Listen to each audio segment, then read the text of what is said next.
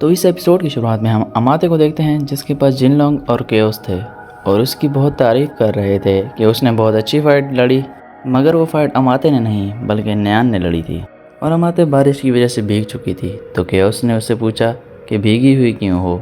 तो उस पर जिनलोंग ने कह दिया कि छोड़ो यार, इतनी खतरनाक लड़ाई थी, किसी के भी पसीने आ जाते हैं। और फिर केओस कहता है कि तुम्हारी next fight top table clan के साथ है, अगर वो तुम लोग जीत गए तो तुम लोग टॉप पर आ जाओगे। और फिर हम नेक्स्ट डे स्पेसशिप का सीन देखते हैं जहां लेफ्टिनेंट सीमा आकर कमांडर चालिया को रिपोर्ट करती हैं कि आप जो कीरा को भेजने का ऑर्डर दे रहे हैं ये डेंजर साबित हो सकता है, क्योंकि कीरा एक ओमेगा साइकोमा इक्विप्ड वेपन है, उसे ऐसे यूज़ नहीं कर सकते। अगर हेडक्वार्टर में ये न्यूज़ पहुंच गई तो बहुत बड़ा मसला हो सकता है। और फिर कमांडर कहते हैं कि तुम फिक्र मत करो, कोई मसला नहीं होगा। और इस पर कमांडर की सेक्रेटरी कहती है कि आखिर हम इतना रिस्क ले क्यों रहे हैं। तो इस पर लेफ्टिनेंट सीमा बताती है कि कुछ दिन बाद साइड 6 में एक सीक्रेट मीटिंग होने वाली है और जियोन की तरफ से लेडी का इसीलिए शिरकत करेगी, इसलिए हम साइड 6 की सिक्योरिटी पर डिपेंडेंट नहीं रह सकते। और कमांडर की सेक्रेटरी सोचने लगती है कि साइड 6 कमांडर गिरन के फेवर करती है जो उनकी एनिमी है, इसलिए शायद लेडी कैसेलिया साइड 6 के लोगों को अपनी तरफ करना चाहती है। और फिर हम इजुमा और फारोस को देखते हैं मेट्रो में और फारोस इजुमा से कहता है कि तुम आज अपने साथ पुलिस भी लाए हो। तो इस पर इजुमा कहता है कि वो तो कोई पुलिस नहीं लाया। और जब वो पीछे देखता है पुलिस अफसर वहाँ खड़े थे और उसे लगता है कि शायद वो उसका पीछा कर रहे हैं। और फारोस उससे कहता है कि आखिर कमांडर चालिया करना क्या चाहता है, इतने खतरनाक वेपन को उस टाइम यूज़ क्यों कर रहा है जब लेडी कैसेलिया आ रही है। और इजुमा से कहते हैं कि तुम कमांडर चालिया पर नज़र रखो, आखिर वो करना क्या चाहते हैं। और फिर हम अमाते को देखते हैं जो शूजी की बेस पर आ जाती है और वो उसके लिए कई सारे एप्पल्स लाई थी। और जब वो हल्का सा डोर ओपन करती है तो सामने नयान को देखती है जो कि वहाँ बैठी मोमोज बना रही थी और कह रही थी कि मैंने भी वही स्पेस इमेजिनेशन देखी जो माते देखती है, मगर मैंने माते के साथ बहुत गलत किया। और फिर नयान को लगता है कि वो ओवर थिंकिंग कर रही है, मगर फिर पीछे से शूजी आ जाता है और वो कहता है कि तुम जो भी करती हो वो ठीक करती हो और मुझे तुम इसी तरह पसंद हो। इस पर नयान शर्मा जाती है, मगर अमाते ये सुनकर डोर क्लोज कर देती है और वहाँ से चली जाती है। मगर वहाँ एक एप्पल गिर जाता है और फिर कुछ टाइम बाद नयान शूजी के बेस से बाहर निकलती है और वो उस एप्पल को देख लेती है और उसे समझ आ जाती है कि अमाते यहाँ आई थी। और उसे वो टाइम याद आता है जब अमाते और वो टनल में मिले थे और अमाते ने उससे गुस्सा से कहा था कि तुम उसके गंडम में क्यों बैठी हो। और फिर हम अमाते के घर का सीन देखते हैं जहाँ अमाते उल्टा लटकी हुई थी और तब अमाते को उसकी मदर का मैसेज आता है और वो अमाते से पूछती हैं कि क्या वो घर आ चुकी है। तो अमाते भी यस में रिप्लाई करती है। और फिर अमाते अपनी मदर से पूछती है कि वो कब तक आने वाली हैं। तो अमाते की मदर रिप्लाई करती है कि उनके ऑफिस की शिफ्ट ख़त्म होने वाली है और वो आ जाएंगी। और फिर हम नयान को देखते हैं जिसके पास वही डिलीवरी वैन आकर रुकती है और डिलीवरी गाय नयान को पार्सल देता है और नयान से कहता है कि उसके नयान से बात करनी है। और फिर हम नयान और डिलीवरी गाय को एक होटल में देखते हैं और नयान वहाँ पर नूडल्स खा रही थी और डिलीवरी गाय नयान से पूछता है कि उसकी डॉटर की बर्थडे आने वाली है और वो उसको क्या गिफ्ट दे। जिस पर नयान कहती है कि वो कैसे बता सकती है, उसने आज तक किसी के लिए भी गिफ्ट नहीं लिया। और फिर डिलीवरी गाय नयान से पूछता है कि मुझे पता चला है कि तुम आजकल पैसे जमा कर रही हो, आखिर तुम क्या करना चाहती हो और ये मत कह देना है कि तुमने कोई सपना पूरा करना है। और ये सवाल सुनकर नयान शॉक हो जाती है। और फिर हम नयान को देखते हैं जो अपने अपार्टमेंट में आ जाती है और हम उसके अपार्टमेंट को देखते हैं जो छोटा और पुराना था, मगर हर चीज़ अरेंज पड़ी थी।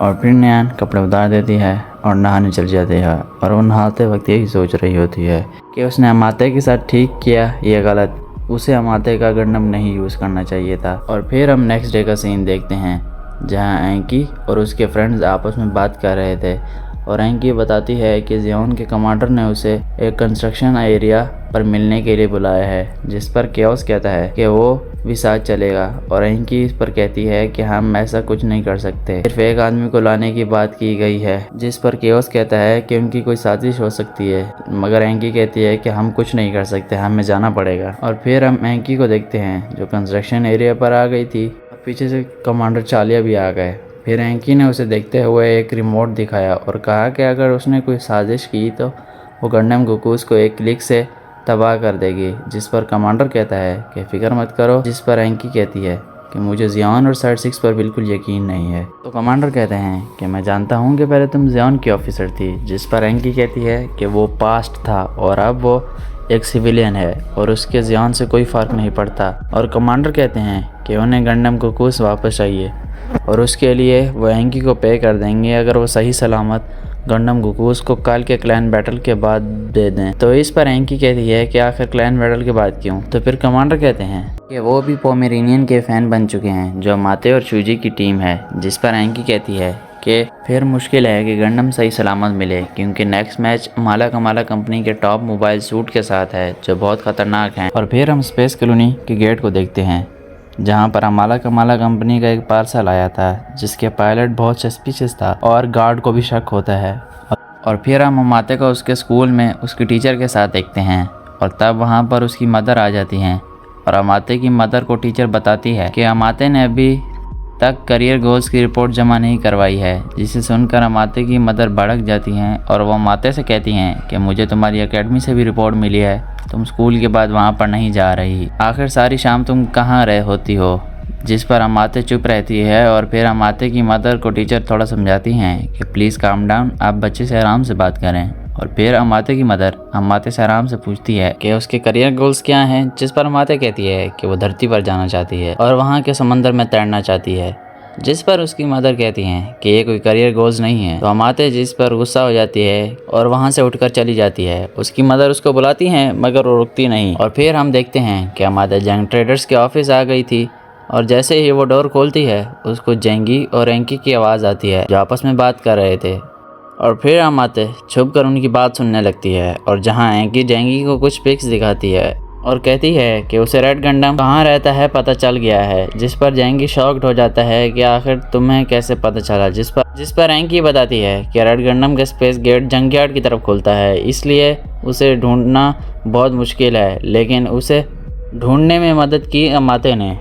वो बताती है कि उसने अमाते का पीछा किया था जिसकी वजह से उसे रेड गंडम की लोकेशन का पता चल गया है। फिर जेंगी एंकी से पूछता है कि फिर तुम अब क्या करने वाली हो। जिस पर एंकी बताती है कि रेड गंडम पर बहुत बड़ा इनाम है, इसलिए हम रेड गंडम की अगर इन्फॉर्मेशन दे दें तो हम क्लैन बैटल से भी ज़्यादा पैसे कमा सकते हैं। और फिर जेंगी पूछता है कि फिर हम गंडम गोकुस का क्या करेंगे। जिस पर एंकी कहती है कि जियान वैसे भी उसको ढूंढ रहा है और अगर हम गंडम गोकुस को जियान को लौटा दें तो उसके लिए हमें बहुत पैसे मिल जाएंगे और दोनों तरफ से पैसे लेकर हम यहाँ से भाग जाएंगे। और फिर एंकी रेड गंडम की पिक सेफ में रखकर वहाँ से चली जाती है और तब अमाते भी चुप जाती है। और एंकी के जाने के बाद अमाते बाहर आती है जिसको देखकर चिंग पोंग अमाते की तरफ दौड़ता है और जेंगी की भी पता चलता है कि अमाते आ गई है और वह अमाते से पूछता है कि वो यहाँ क्या करने आई है। अमाते वो तो यहाँ पर वैसे ही आई है। जिस पर जेंगी कहता है कि आइंदा यहाँ पर ना आए और संडे क्लैन बैटल भी ना खेले। जिस पर अमाते इसकी वजह पूछती है तो जेंगी कहता है कि उनके सब उधार पूरे हो चुके हैं और जेंगी उसको थैंक्स कहता है कि अब तक। और फिर वो वहाँ से चला जाता है। और फिर हम अमाते को देखते हैं जो गंडम गोकुस में बैठी रो रही थी और सोच रही थी कि अब वो रेड गंडम को किस तरह बचाएगी। और वो सोचती है कि अगर उसने शूजी को इस बारे में बताया तो वो यहाँ से भाग जाएगा और फिर ये कभी नहीं मिल पाएंगे। और अमाते सोचती है कि उसको एक ऐसी जगह ढूंढनी पड़ेगी जहाँ शूजी और रेड गंडम दोनों छुप सकें। और फिर हम जियोन की स्पेसशिप का सीन देखते हैं जहाँ कैप्टन ऑफिसर से पूछता है कि क्या उन्हें अमाला कमाला कंपनी के बारे में कुछ इन्फॉर्मेशन मिली। जिस पर ऑफिसर कहते हैं कि ये कंपनी धरती के एक आइलैंड पर रजिस्टर्ड है और ये किसी भी तरह से इलीगल नहीं लगती। कमांडर ने इनकी इन्फॉर्मेशन निकालने का कहा है, शायद कोई बड़ी वजह हो या इनका कोई बड़ा प्लान हो। और फिर हम देखते हैं कि स्पेसशिप को एक लड़का गूगल से देख रहा है जिसका नाम केस कूपर था। और फिर हम फ्लैशबैक देखते हैं जहां ये आफ्टरनून को एक बहुत ही ज़्यादा ख़राब और डिमोलिश कॉलोनी में गया और वहां पर बिल्कुल एक तबाहकुन बिल्डिंग थी और उसके अंदर जाने के बाद हम एक मसल्स बॉडी वाले आदमी को देखते हैं जिसका नेम बास्को था और वो अमाला कमाला कंपनी के कमांडर थे। और फिर केस उसको बताते हैं कि जॉन की स्पेसशिप अभी तक यहाँ पर है। जिस पर बास्को कहता है कि इस बार हम इन्हें बिल्कुल ख़त्म कर देंगे। जिस पर जब केस प्लान पूछता है तो बास्को उसको प्लान बताता है कि पहले तुमने क्लैन बैटल में उनके गंडम्स को हराना है और हमारे पास अब अच्छा मौका है कि लेडी काइसेलिया भी साइड 6 बार आ रही है तो इसको भी हमें मार देंगे। और फिर हम केस को उसके होटल में देखते हैं जहाँ वो अपनी पार्टनर ड्यूल के रूम में जाता है, जहाँ ड्यूल कपड़े चेंज कर रही थी और केस पहले तो बाहर जाने लगता है मगर ड्यूल उसको बुला लेती है और फिर केस उससे पूछता है कि वो ट्रैक सूट क्यों पहन रही है, जबकि बैटल तो कल है। जिस पर ड्यूल कहती है कि वो अपने जिस्म में वापस जाना चाहती है, जिस पर केस कहता है कि तुम अभी अपने जिस्म में ही तो हो। इस पर ड्यूल कहती है कि जब वो मोबाइल सूट में होती है तभी उसे लगता है कि वह अपनी बॉडी में है। और फिर हम अमाते को देखते हैं जो श्राइन के पास खड़ी थी और उसने नयान को भी वहाँ पर बुला लिया था।